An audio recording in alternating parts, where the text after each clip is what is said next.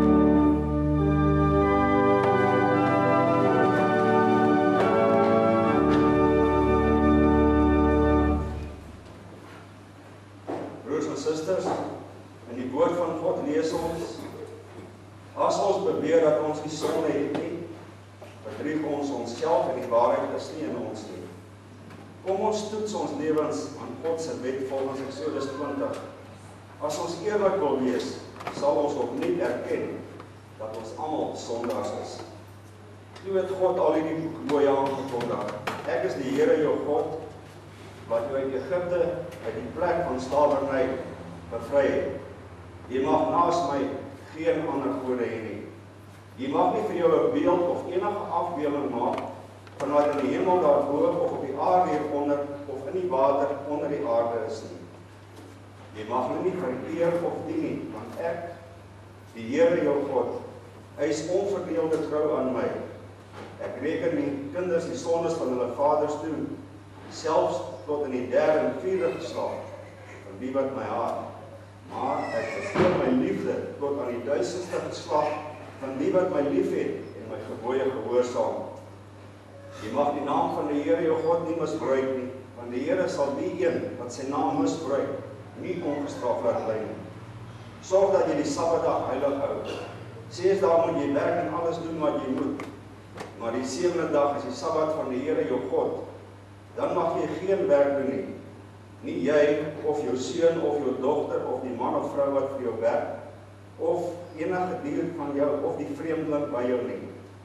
Die Here het in 6 dae die hemel en alles daarin gemaak, die aarde en alles daarop, die see en alles daarin.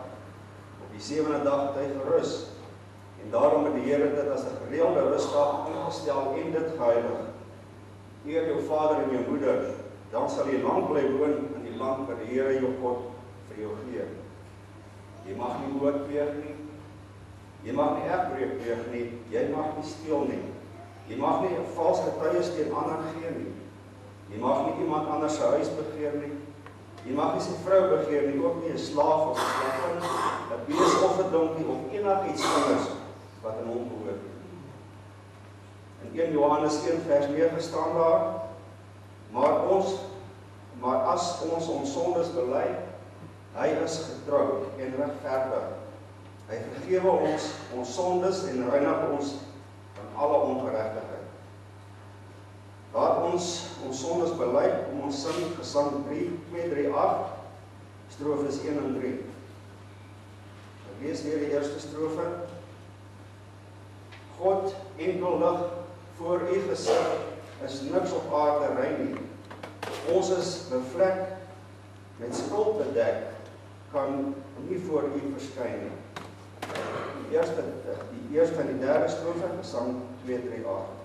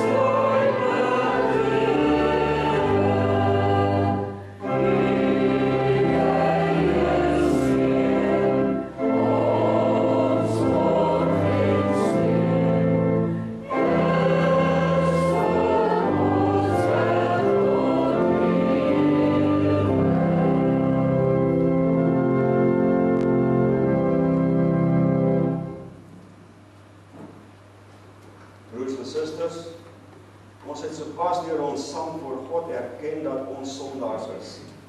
God verseker ons dat hy ons vryspreek wanneer ons in sy woord lees. Almal het gesondig en is ver van God af.